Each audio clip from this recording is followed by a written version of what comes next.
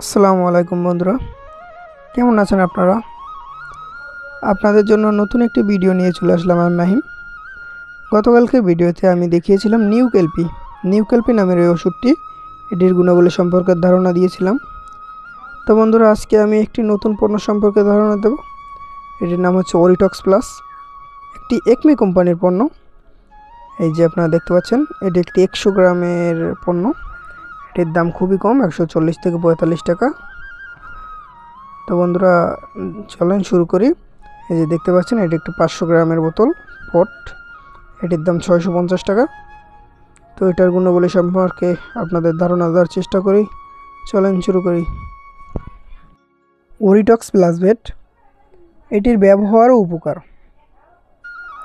প্রধানত এটি মূলত পশুর খাদ্যের মাধ্যমে যে ক্ষতিকারক বিষ মাইক্রোটক্সিন ঢোকে পশুর শরীরে, সেটিকে দূর করে এবং পশুর রোগ প্রতিরোধ ক্ষমতা অনেকটাই বৃদ্ধি করে, যে কারণে এটি ব্যবহার করা হয়।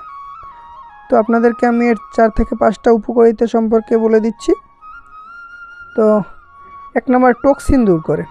খাদ্যের যে বিষ মাইক্রোটক্সিন শোষণ করে যে খাদ্যের সাথে, সেগুলোই একদম নিষ্ক্রিয় করে দেয়, সোজা কথা ধ্বংস করে দেয়।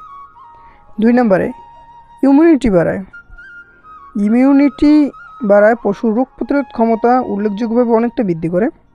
ইমিউনিটি বাড়লেই শরীরের রোগ প্রতিরোধ ক্ষমতা বৃদ্ধি পায়। 3 নম্বরে রয়েছে টিকার কার্যকারিতা বাড়ায়।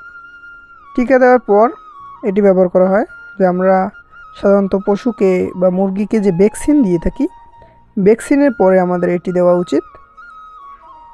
তাহলে ভ্যাকসিনের কার্যকারিতা খুব পরিমাণে বৃদ্ধি পায়।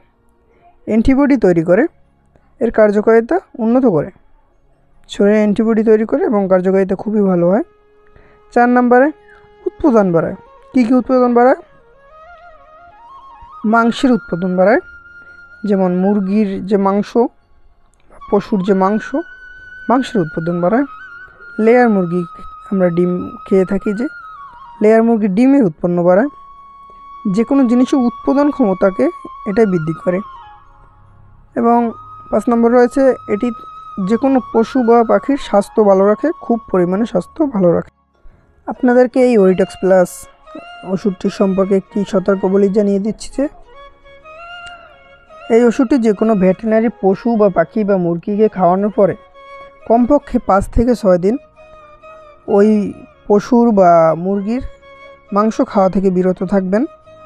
আপনারা বাজারে দেখে থাকবেন, কিছু ডিম আপনাদের মুখে পড়ে তিতে লাগে অনেক, আপনারা মনে করেন প্লাস্টিকের ডিম, কিন্তু বন্ধুরা এটা প্লাস্টিকের ডিম না, এটি এ ধরনের কিছু অ্যান্টিবায়োটিক খাওয়ানো ডিম, মুরগির ডিম, যে কারণে এটি তিতে হয়ে যায়, যেটা খাওয়ার শরীরের জন্য সম্পূর্ণ ক্ষতিকারক।